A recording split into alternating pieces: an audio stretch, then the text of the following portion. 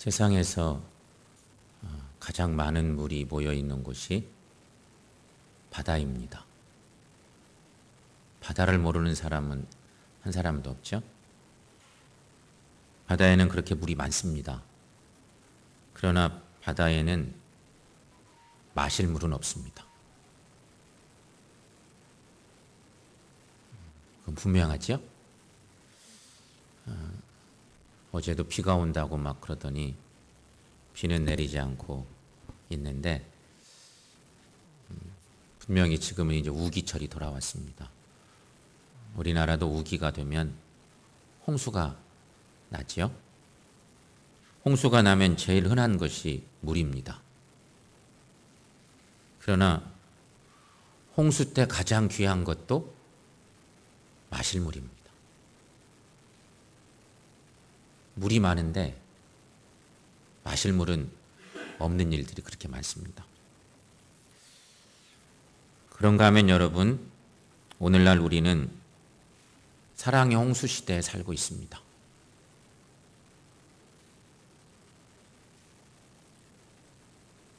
음악도 영화도 온 세상 여러 가지 많은 이벤트들도 거의 대부분 사랑이 주제입니다. 사랑 너무 많이 듣죠? 그런데 사람들은 여전히 사랑에 굶주려합니다. 사람들이 방황하는 가장 주요 원인, 그것은 한마디로 말하면 사랑의 결핍입니다. 사람들이 여러 가지로 병이 나고 정신적인 병이 나고 이런 대부분의 이유는 사랑 결핍에 있습니다. 사랑을 많이 얘기하는데 사랑이 부족하다는 것입니다. 아직도 사람들은 참된 사랑을 경험하지 못하고 있는 일이 많다는 것입니다.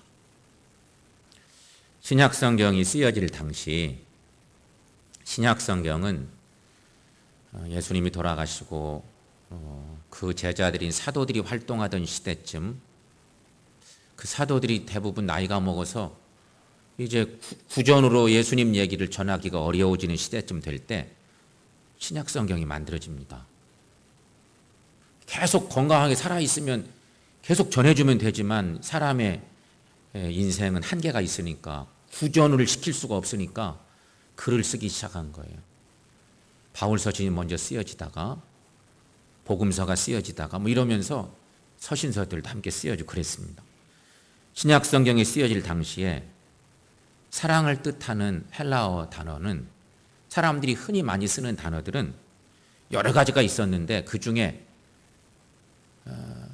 그 시대에 원래 쓰여지는 많이 쓰던 단어들은 우리가 잘 아는 에로스라든지 필리아라는 그런 단어들이었습니다. 이게 다 헬라어입니다. 에로스, 필리아 이런 단어들.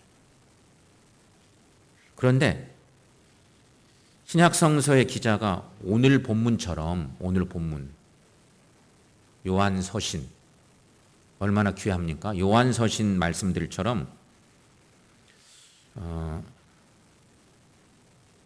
희생적인 사랑을 표현할 때, 사랑을 얘기하는데 우리가 흔히 얘기하는 사랑 얘기가 아니고 희생적 사랑을 표현할 때는 신약 성경에 보면 에로스나 필리아라는 단어는 한 번도 쓰이지 않습니다.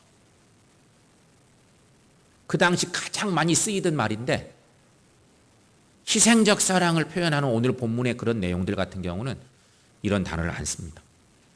하나님께서 우리에게 보여주시고자 했던 사랑을 표현하기 위해서 신약의 기자들은 그 당시에는 사용되지 않던 일종의 죽은 언어, 그 당시 있긴 한데 쓰지 않는 말, 그 단어 중에 하나를 끄집어냈는데 그것이 아가페입니다.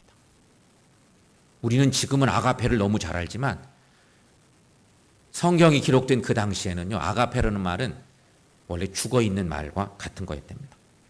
요한일서 전체를 보면 아가페와 관련된 말이 46회 사용됩니다. 사랑 이야기, 사랑에 대한 이야기를 계속 반복적으로 쓰는 것이죠. 아가페의 사랑, 그것은 한마디로 말하면 이렇게 표현할 수 있습니다. 주는 사랑. 희생적인 사랑, 조건을 뛰어넘는 사랑, 철저하게 상대방의 유익을 구하는 사랑. 이런 것들을 아가페 사랑이라 그렇게 얘기하는 것입니다. 우리는 이미 잘 알지만 신약 성경이 기록되는 그때는요, 이 아가페는 죽은 언어처럼 다른 말들만 쓰이고, 근데 희생적인 사랑을 얘기하려고 하니 잠자고 있던 이 언어를 깨워서 사용한 것입니다. 예수 믿고 구원받았을 때 우리는 이 사랑을 처음으로 경험했습니다. 여러분, 아가페 사랑을 경험한 거예요. 아, 하나님이 이렇게 우리를 사랑하시는구나, 이런 걸 경험한 것입니다. 그런데 여러분, 이 사랑을 한번 경험했다고 해서 끝나는 것이 아닙니다. 사랑이 우리의 인격을 만들도록 우리는 이 사랑 안에서 거하고 자라가야 합니다. 갈라디아서에서 성령의 열매를 말하면서 바울이 제일 먼저 무엇을 강조했는지 우리는 잘 압니다. 갈라디아서 5장 22절 말씀에 시작되는 문구는 저렇게 시작됩니다. 뒤 내용들은 앞으로 우리가 계속 하나씩 짚고 갈 건데, 오직 성령의 열매는 사랑과, 이렇게 시작되는 거죠. 성령의 열매의 첫 번째는 사랑이라는 얘기입니다. 사랑이 그만큼 중요하다는 얘기죠. 여기서 사랑이 바로 아가페입니다. 그렇다면 여러분, 우리가 왜 성령의 열매 가운데 소중한 사랑의 열매를 맺어야 할까? 이 하나님의 뜻이거든요, 이것이. 우리를 향해서 하나님이 기대하시는 바인데, 우리가 왜 하나님의 이 귀한 명령을 따라서 사랑의 열매를 맺어야 할까? 첫째는 하나님이 사랑이시기 때문이다 하는 것입니다. 8절 말씀에, 오늘 본문 중에 8절 말씀 한번 읽어보도록 하겠습니다. 사랑하지 아니하는 자는 하나님을 알지 못하나니 이는 하나님은 사랑이심이라. 우리가 잘 아는 하나님은 사랑이십니다. 요한서실에서 만나는 위대한 하나님의 또 말씀이기도 한데 이렇게 말씀하고 있습니다. 그렇습니다. 사랑은 하나님의 본질입니다. 또한 속성이기도 합니다. 사랑이 그만큼 소중하죠. 여러분, 하나님께서는 어쩌면, 아니 분명히 우리를 사랑하시기 위해서 존재하십니다. 여러분 믿습니까? 자, 그렇다면 여러분, 하나님의 사랑을 어떻게 찾아볼 수 있을까? 성경은 어디를 열어보든 하나님이 우리를 사랑하신다는 것을 계속 말씀하고 계십니다. 하나님의 창조의 사건을 한번 생각해 봅시다. 첫 번째 생각할 것은 창조의 사건인데요. 창조의 사건을 생각해 보면 왜 하나님이 만물을 창조하셨을까? 생각해 봅니다. 하나님은 자신의 사랑을 표현할 장으로 만물을 만드셨고, 만물 중에서도 너무도 소중하고 사랑하는 인간을 만들어주셨습니다. 그분의 사랑이 그러니까 천지창조를 연출해 낸 것입니다. 하나님이 우리 모두를 사랑하시기 때문에 이 세상 만물과 인간을 창조하셨다. 창조의 사건 속에 하나님의 사랑이 듬뿍 들어 있습니다. 뿐만 아니라 하나님이 천지를 창조하시고 후속에 구원의 역사를 만들어 가셔야 되는데, 두 번째는 구원 사건이에요. 하나님의 구원 사건. 구원 사건을 또 생각해 보는데요. 하나님이 왜 우리를 구원하셨을까? 그것은 그분이 우리를 사랑하셨기 때문입니다. 즉, 죄 가운데 있는 우리를 다시 살려내어서 하나님 자신과 사랑의 관계를 회복하도록 하기 위해서 십자가 사건을 계획하신 것입니다. 우리를 구원하시려고. 그러니까 하나님의 사랑이 인류 구원을 가능케 한, 사랑하시기 때문에 인류를 구원하시기 위해서 십자가의 구원 사건도 계획하시는 하나님이라는 것입니다. 이 정도 두 가지 얘기해도 될 법한데 또 생각해 볼 것은요. 하나님의 심판 사건에도 하나님의 사랑의 의지가 작동되고 있다는 것입니다. 왜 심판하실까? 사랑하시면 그대로 놔두고 그냥 참고 기다리고 내버려 두시고 그럴 법도 한데 하나님은 창조하시기도 하시고 구원해내시기도 하시고 또 심판도 하십니다. 왜 심판하실까? 하나님은 자신이 사랑하는 대상 안에서 죄를 용납하시지 않으시는 하나님이십니다. 사랑하는 대상이기 때문에 너무도 사랑하는 대상이시기 때문에 추한 모습 그대로는 견딜 수 없으신 하나님. 성도 여러분, 영원한 천국을 준비하신 하나님이 왜 그러셨을까요? 우리를 사랑하시기 때문에 심판하시기도 하신다는 것입니다. 여러분, 우리가 이 세상에 살 때 우리는 의가 승리하지 못하고 불의가 득세하는 경우를 종종 봅니다. 그럴 때는 우리 마음이 상합니다. 이럴 때 우리는 인생이 불공평하다는 생각을 하거나 억울하고 답답하다는 느낌을 가질 때가 많습니다.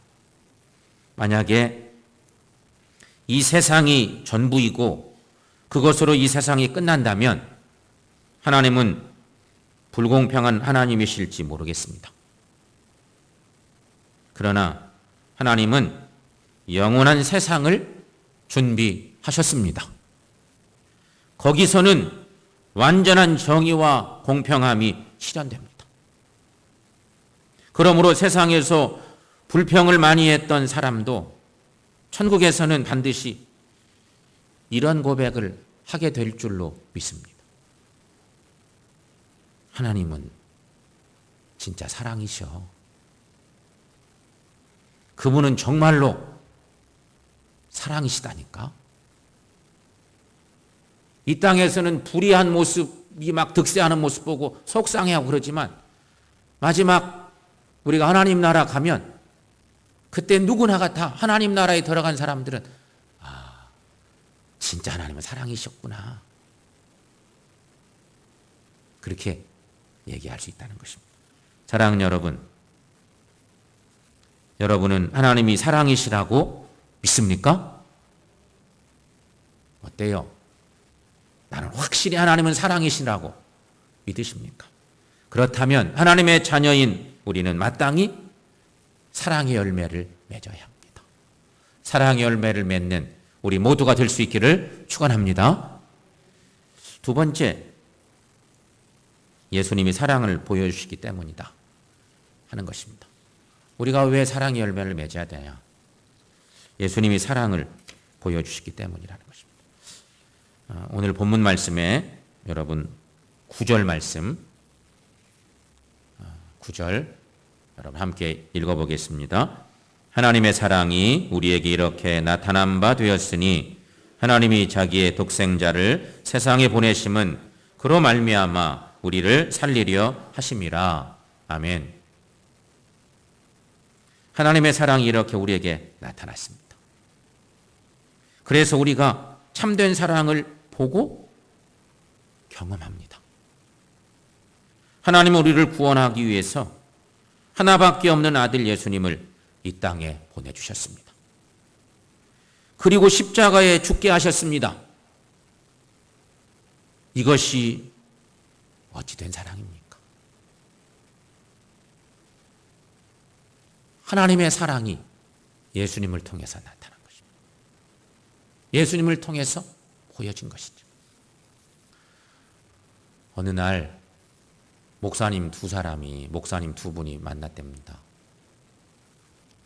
한 목사님은 아들이 5이 있고요. 한 목사님은 딸만 하나 있었답니다. 두 목사님이 대화를 하다가 딸 하나밖에 없는 목사님이 친구 목사님에게 자네는 아들이 5이나 되니까 나한테 자식 하나 양자 보냈으면 어떨까?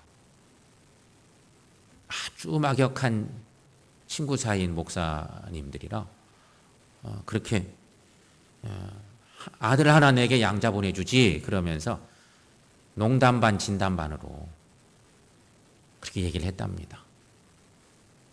그러자 이 목사님이 무심결에 그러지 뭐 이렇게 대답을 했답니다. 그러나 집에 가서 이 이야기를 아내한테 꺼내놨다가 사모님한테 막 된통 혼나기만 했습니다. 그래도 목사님은 어느 날 의리파여서 약속했으면 지켜야 한다고 생각을 했습니다. 그래서 아들 5 중 누구를 양자로 주어야 하나 생각하면서 아들들이 잠든 저녁에 방에 들어가서 아이들을 이렇게 들여다봅니다. 어떤 아들을 양자로 줄까? 친구 목사하고 약속을 했는데 누구 하나 양자 보내야겠다 생각을 하고 누구를 양자로 줄까? 큰아들을 먼저 들여다봅니다. 장남? 장남은 절대 안 되지. 속으로 막 생각하는 거죠. 상속자인데 어떻게 다른 집에 주어? 둘째 아들을 들여다봅니다. 이 녀석은 5 아들 중에 제일 똑똑하고 장래가 촉망되는 아이인데 둘째는 안 되지. 그리고 둘째도 제꼈습니다. 셋째 아들을 보았습니다. 그런데 이 녀석은 그 목사님하고 너무 똑 닮았습니다. 자기하고 너무 똑 닮은 셋째 아들. 너무 아까운 거예요. 셋째도 안 되지. 넷째를 보았습니다. 이 넷째 녀석은 5 형제들 중에 가장 약합니다. 자주 아프고 몸도 원래 약하고. 그래서 아버지 생각에 이렇게 약한 놈을 어떻게 보내? 얘도 절대 안 돼. 그리고 또 안 됐습니다. 이제 막내 하나밖에 안 남았습니다. 이 귀여운 막내를 어떻게 양자로 보내? 막내는 더더군다나 보낼 수가 없고 첫째, 둘째, 셋째, 넷째, 5째 하나도 안 돼. 여러분, 한 아들도 주기 어려운 자기 마음을 확인하던 그날 이 목사님은 우리가 잘 아는 요한복음 3장 16절 말씀이 묵상되었답니다. 하나님이 세상을 이처럼 사랑하사 독생자를 주셨으니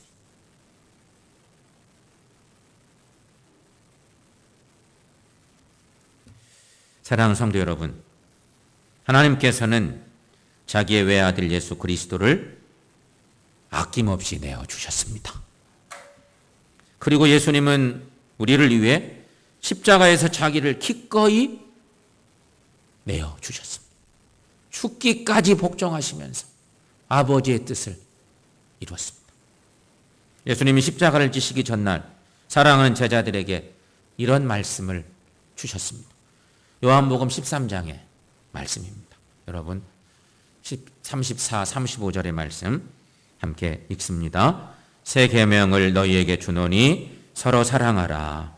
내가 너희를 사랑한 것 같이 너희도 서로 사랑하라. 너희가 서로 사랑하면 이로써 모든 사람이 너희가 내 제자인 줄 알리라. 아멘. 사랑 여러분, 사랑은 예수님의 사람들의 상징과 같은 것입니다. 우리가 정말 예수 그리스도의 사람들이라면 또 그분을 통해서 참 사랑을 알았고 체험했다면 우리가 서로 사랑해야 마땅합니다. 이유는 다른 게 아닙니다. 예수님이 하나님의 사랑을 보여주셨기 때문에. 성도 여러분, 우리도 서로 사랑할 수 있기를, 예수님의 사랑을 충분히 나누며 살 수 있기를 주의 이름으로 간절히 축원합니다. 세 번째, 성령님이 사랑의 중매자이시기 때문이다. 오늘 본문 말씀의 마지막 13절 말씀 보시면 요한이 이렇게 오늘 말씀을 기록해내고 있습니다. 13절 거기도 함께 읽습니다. 그의 성령을 우리에게 주심으로 우리가 그 안에 거하고 그가 우리 안에 거하시는 줄을 아느니라. 아멘. 하나님의 영을 우리에게 주셨기에 우리가 사랑이신 하나님 안에 거하고 그분이 우리 안에 거하는 줄을 알게 되었다는 그런 말씀입니다. 여러분, 우리는요, 다 그런 건 아닌데 대체적으로 우리 성도들이 하나님 잘합니다. 예수님도 익숙하게 잘합니다. 성령님 잘 아는 것 같은데 상당히 다양하게 합니다. 그래서 잘 모르는 경향이 있는 듯 보일 때가 많습니다. 분명히 하나님 잘 아시고 예수님도 잘 아시는데 하나님의 영, 예수 그리스도의 영인 성령은 혼란스럽기도 합니다. 그런데 여러분, 성령은 중매자이십니다. 중매자. 성령이 중매자입니다. 중매자가 하는 역할 굉장히 중요하죠. 성령의 속성은 중매자 같은 역할을 하는 것입니다. 어떤 형제가 한 자매를 무척 좋아하게 됐답니다. 그래서 연애 편지도 보내보고 데이트 신청도 해보았는데 그 자매가 전혀 반응이 없습니다. 전혀 반응이 없어요. 이 형제는 죽겠는데. 그래서 이 형제가 너무너무 속이 상해서 생각을 했습니다.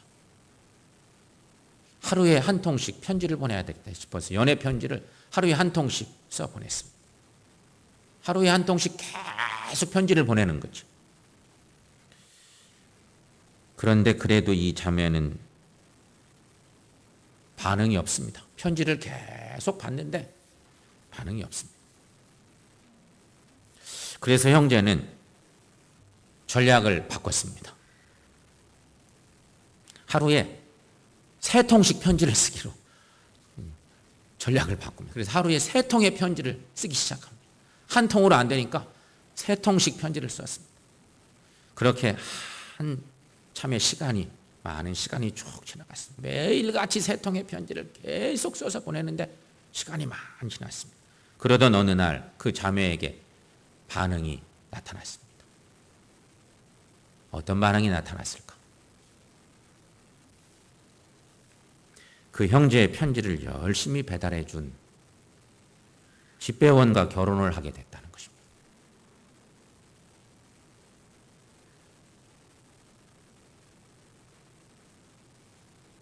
여러분, 이 이야기에서 사랑을 맺어주는 일을 하는 사람인 중매자와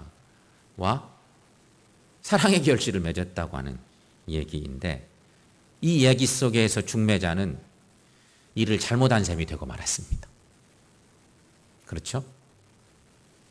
그러나 여러분, 이 이야기를 통해서 거울 삼을 수 있는 것, 성령님은 정확한 우리의 중매자이십니다 하는 것입니다.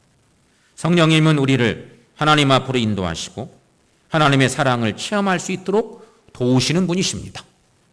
또한 성령님은 우리가 하나님의 사랑 안에 거할 수 있도록 돕고 인도하시는 분이십니다. 디모데후서 1장 7절 말씀에 우리가 잘 아는 이런 말씀이 있습니다. 하나님이 우리에게 주시는 것은 두려워하는 마음이 아니요 오직 능력과 사랑과 절제하는 마음이니.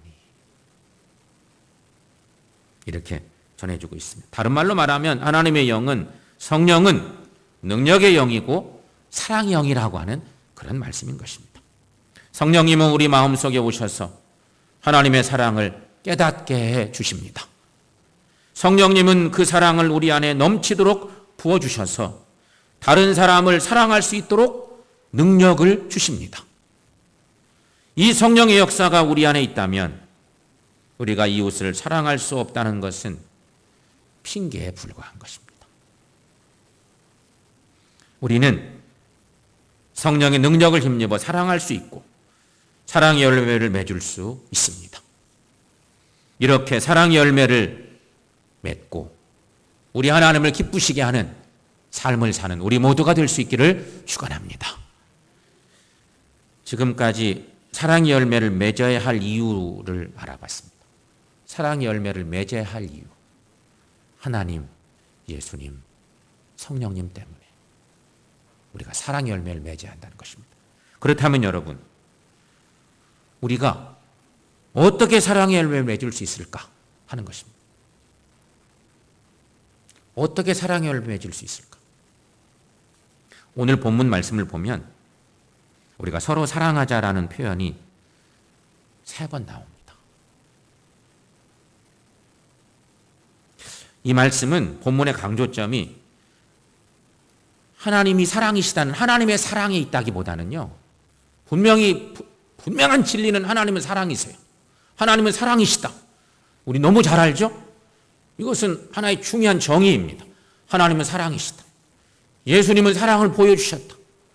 성령님은 우리로 그렇게 하나님을 사랑하고 사랑 안에 거하게 하시고 그렇게 살게 하시는 중매자이시다. 우리 너무도 잘 알아요.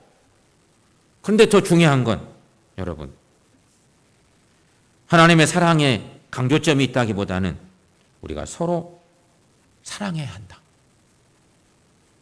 이것을 얘기하고 있는 것입니다. 오늘 본문의 말씀. 그걸 본문은 이야기하고 있습니다. 본문의 논리적인 순서를 다시 한번 생각해 보면 하나님은 사랑이십니다. 예수님이 하나님의 사랑을 보여주셨습니다. 성령님이 하나님의 사랑을 우리 안에 심겨주셨습니다. 바로 그런 얘기입니다. 여러분, 저 푸른색 글씨 자막이 떠 있는데 한번 내 입술로 고백하면서 한번 읽어봅시다. 하나님은 사랑이십니다. 예수님이 하나님 사랑을 보여주셨습니다. 성령님이 하나님의 사랑을 우리 안에 심겨주셨습니다. 그렇다면 이렇게 하나님의 사랑을 체험한 우리는 누구에게 그 사랑을 나타내야 할까? 우리가 늘 만나는 이웃에게 나타내야 한다 하는 것입니다. 진정한 사랑은 삶 속에서 나타나는 일이다 하는 것이죠. 요한일서 4장 21절 말씀에 오늘 본문 말씀 있는 그 말씀이 쭉 넘어가면서 이제 계속 그 사랑에 대한 얘기를 하는데 그 마지막 결론 같은 4장 21절은 이렇게 말씀을 맺고 있습니다. 여러분, 거기도 한번 읽어보겠습니다. 우리가 이 계명을 주께 받았으니 하나님을 사랑하는 자는 또한 그 형제를 사랑할지니라. 아멘. 그렇습니다.